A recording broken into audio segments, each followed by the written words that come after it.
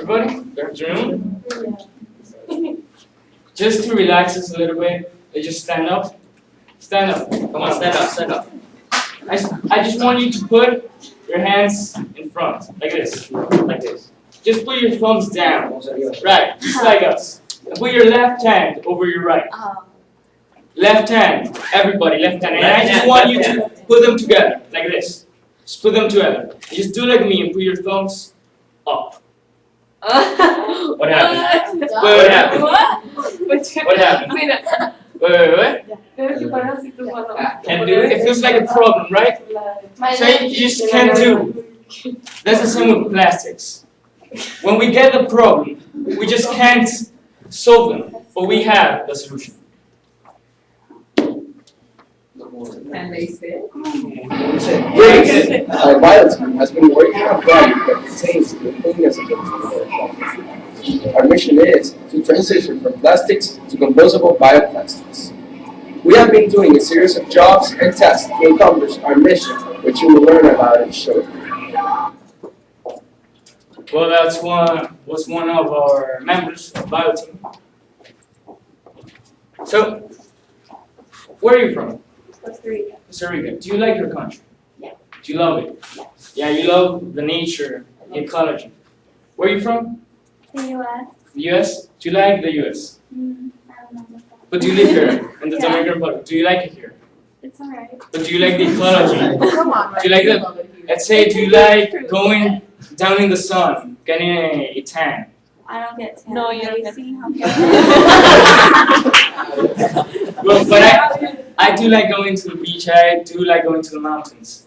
And I do love my country, the Dominican Republic. And I think too, that all of you love your countries as much as I do. You want to see it clean. You want to see it as good as you can see in this picture.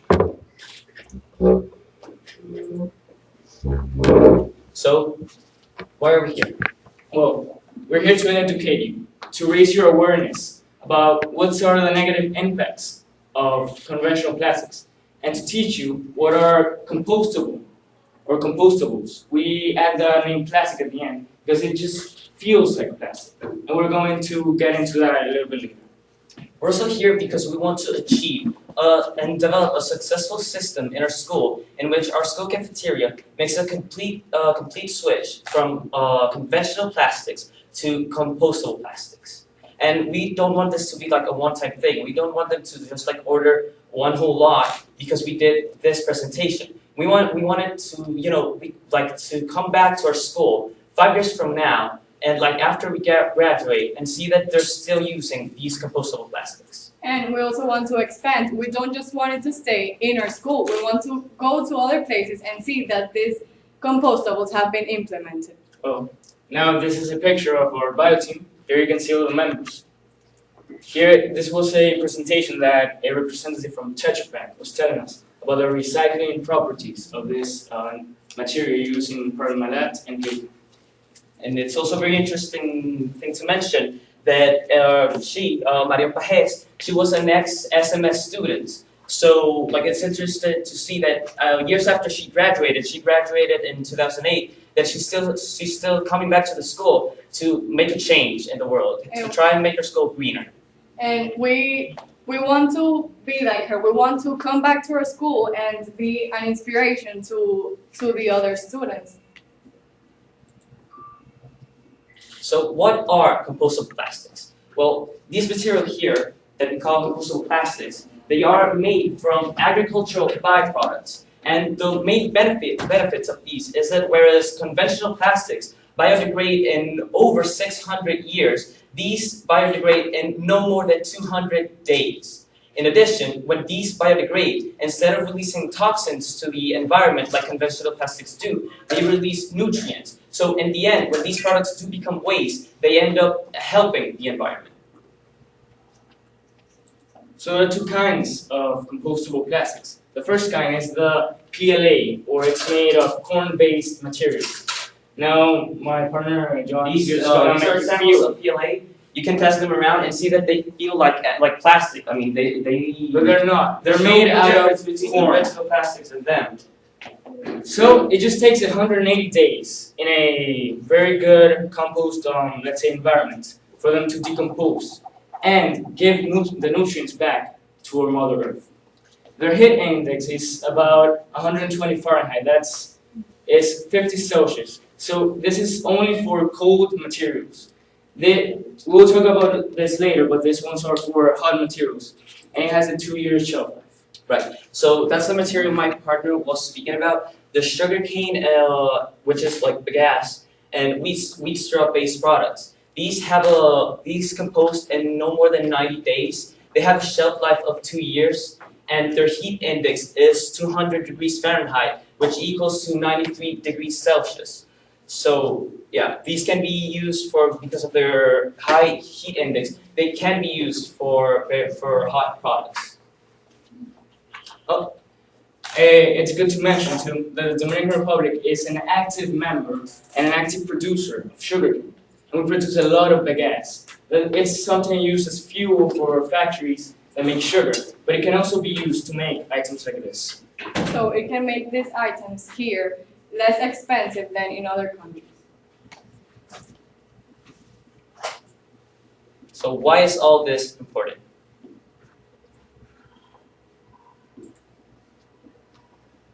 Well, first of all, you have the environment.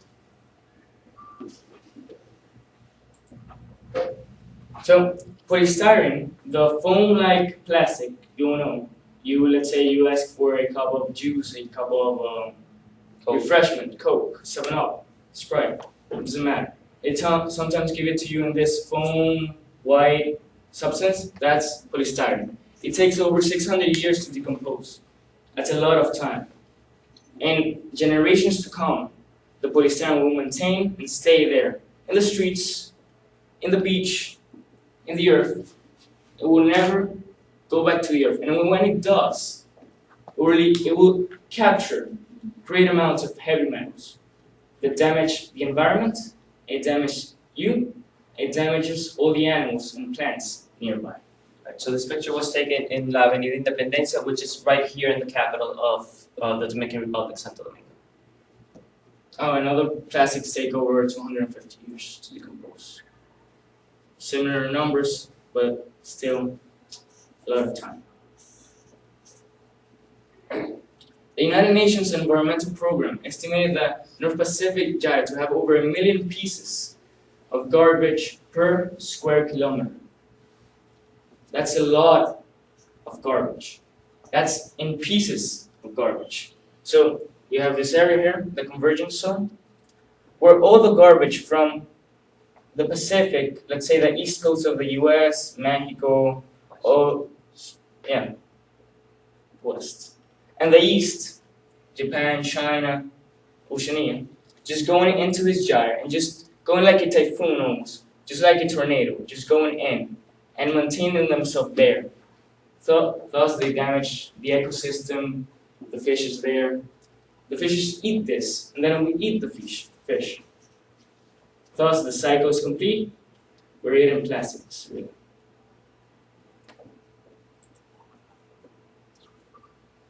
Landfill leaching and informal trash incinerations lead to large amounts of toxin emissions. Here in the Dominican Republic, as well as other countries, we like to burn trash because we don't have space for it. We're an island, and there are many islands. And here in the continent, in the world, we don't have the space, so we decided just to burn the trash, just to let it go. But really, we're emitting a lot of chemicals and a lot of gas emissions that really damage more than the solid waste. We'll later talk about what are these chemicals and what specific amounts of these chemicals, right?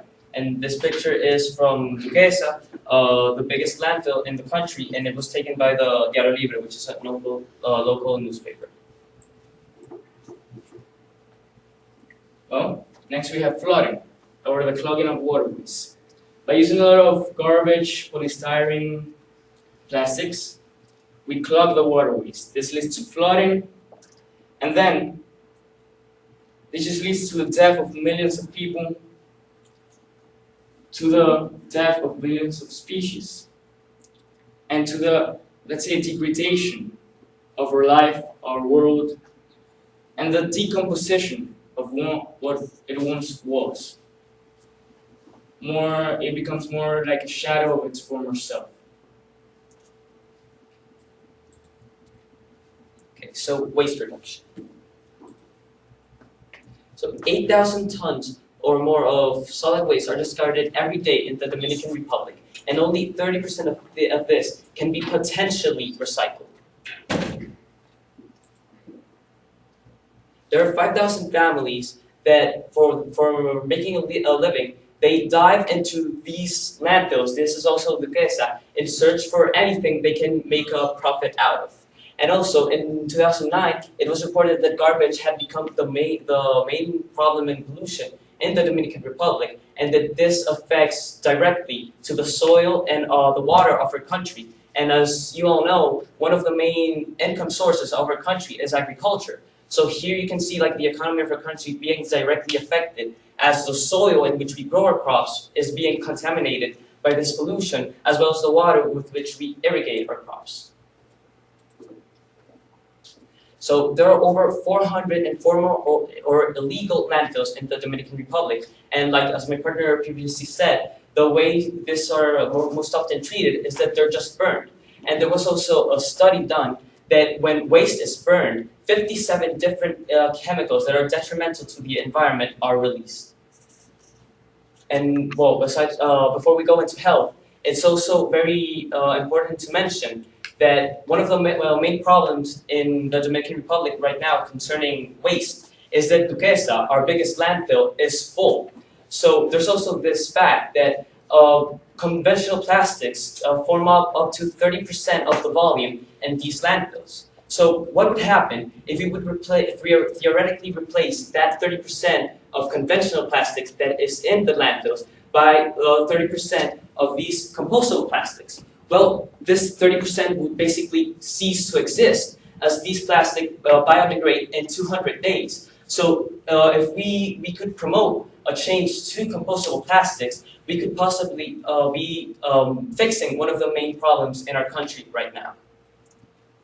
Waste in this country does not only affect us in the environment, but it also affects our health, and it makes our health vulnerable.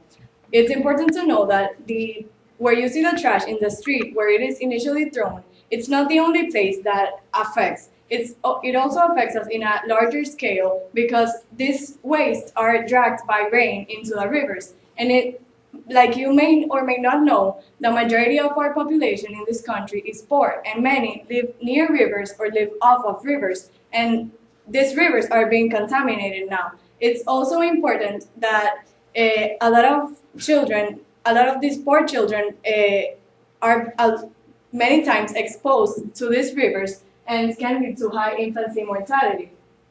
Also, when plastics are burned, as they said before, it leads to the emission of heavy metals into the air, which it leads to this high cancer rates due to heavy metals in groundwater. Also, in 1886, the EPA made a survey called National Human Adipose Tissue, and this was that they found styrene in the human tissue, because everyone was at some point in their life has been exposed to plastic.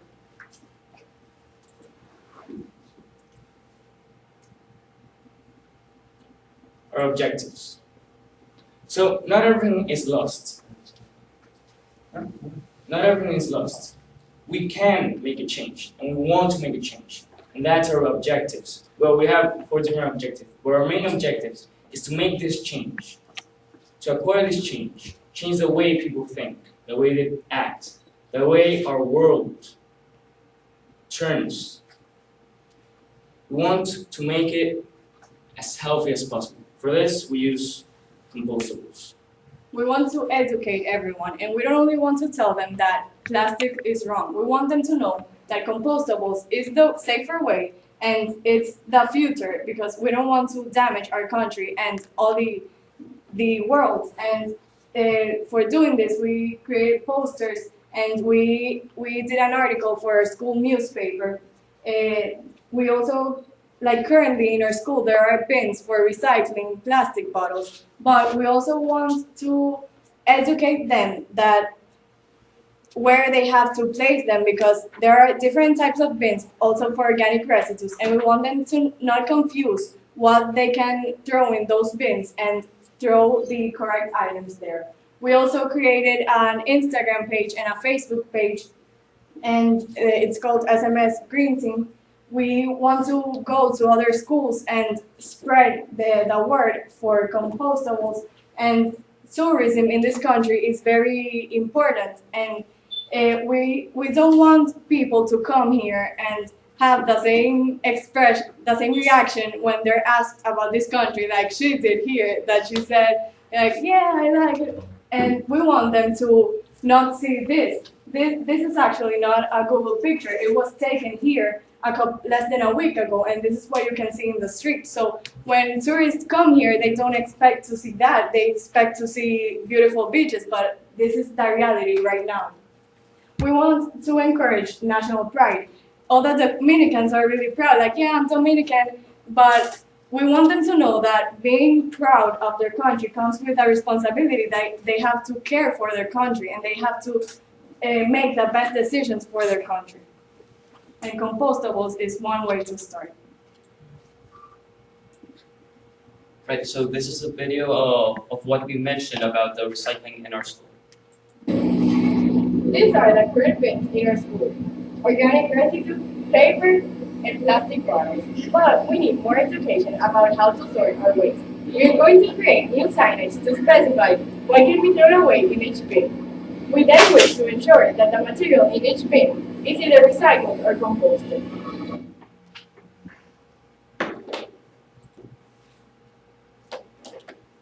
Oh, conversion. So how do we take this, for example, we transform it into this, a rich, nutrient-rich soil? Well, first we collected data. We investigated about what are compostable plastics, what are conventional plastics. We drew comparisons, the pros and cons. Then we spoke with the cafeteria manager to see what he would think about changing conventional plastic to compostable plastics in our school. Then we decided to make a price comparison. He told us the prices of conventional plastics. And we decided to create a chart telling us difference of this conventional plastics compared to compostable plastic. It's similar, but these are a little bit more expensive. Now, next we did interviews, for example, with the World Centric Organization, with the Nature Conservancy, and with different directors of the school, to see what they would think of this change. Right. It's also important to mention that, for example, talking about the price comparison, yes, it would be more expensive to bring in compostable plastics to our school, but from an economical point of view, it's very, like, one of the ways this could be balanced out is, for example, this pile of the dirt could have been produced by the decomposition of compostable plastics. So when you have this is it's nutrient rich. So after those plastics turns into dirt, they can actually be sold to farmers for agricultural purposes, as they can be used as fertilizers, right? And if we make use of the bagasse that is found in the sugarcane, which is a local product, the price can go down. Right, so creating compostables, one of the most interesting things about these compostable plastics is that they aren't hard at all to make. So we did several experiments. Like the first ones we did, they were like very low quality plastics. As you can see here, they were very hard, they weren't flexible at all. Yeah, feel free to pass them around. See how they feel. Then, right, low quality, right? Okay, so then the second experiment, it turned out to be smoother. It was, maybe a better quality, and it was still pretty consistent, and the plastics were getting clearer. You can, again, feel free to pass it around. And then we started getting better, right? So the third batch, you can see, they feel amazing. It's amazing that we actually got to make them, pass them around. You can see that they're very clear, very smooth, and very elastic. I mean, look at that, right? So, yeah, completely organic.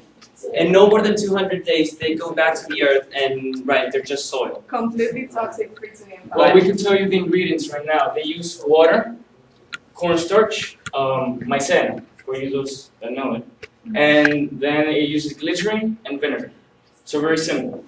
Also, we like to play around after we got the hang of it, and we try to make a spoon. Unfortunately, when it dried, it curled up a bit, but as you can see, for example, if you touch right here, it's very smooth, right? So yeah, you pass it around. We also made Talk about eating cereals in the morning. Do you make this? Yes. Yeah. This is a 6, a 2. Look at that. Right. So what do you think about this idea of compostables? You should teach us how to make it. You should? It's really And there's one batch of in the experiment number 4 that, if you can see, it's really flexible, so it would be ideal for like a supermarket bags, so that when you go to the supermarket, all in your house, there's also a lot of plastic bags from the supermarket, and these ones they can be an option for the supermarket. Of course, it's still in a prototype phase. They're very, it has a little bit rough spots. But Just- those are the professional ones. And yeah, these are quite. These are like industrial made. Are those locally made? No, these No. are made in Asia. They're locally sold. Yeah. So we're planning to, if in the future, 1 2 years, take this and see if we could open an industry of get the brand to give us let's say una sucursal, a franchise of making these plastics here to make them cheaper. That's our yeah.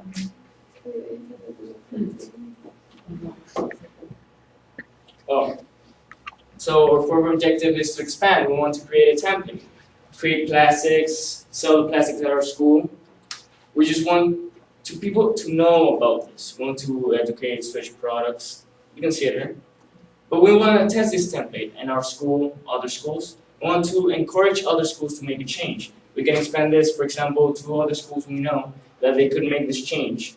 Could be the Coram Morgan and Luxembourg, because they share, they're the most similar to St. Michael's School here at the Dominican Republic.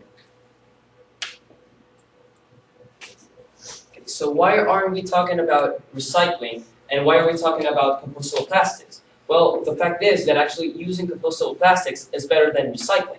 For example, each time you take a bottle of water, plastic bottle of water, and you recycle it, it's at the same time downcycled, meaning that when you recycle a bottle of water, it can never again be a bottle of water. It becomes a plastic product of less quality. So this process goes on and on and on, downcycling, until eventually that plastic, although it was recycled, becomes waste. In addition, only 9% of the plastic can be recycled. And as we previously said, when you use compostable plastics and when these break down, they actually help the environment because they are nutrient rich and they release nutrients to the soil. So this is our video summing up our presentation. Our group has come to a conclusion that if the transition to compostable plastic is done, then several positive outcomes will come out of this. Some of these outcomes are reduced volumes in the landfills due to the implementation of composting. Also, by using natural materials, there will be less toxic contamination in the ground and water systems, leading to less water-based diseases. This conversion will lead to a reduction in environmental and marine pollution, and encouragement towards a zero-waste model.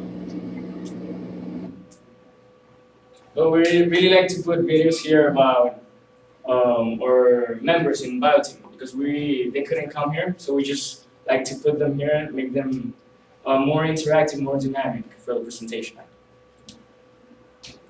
So thank you, really.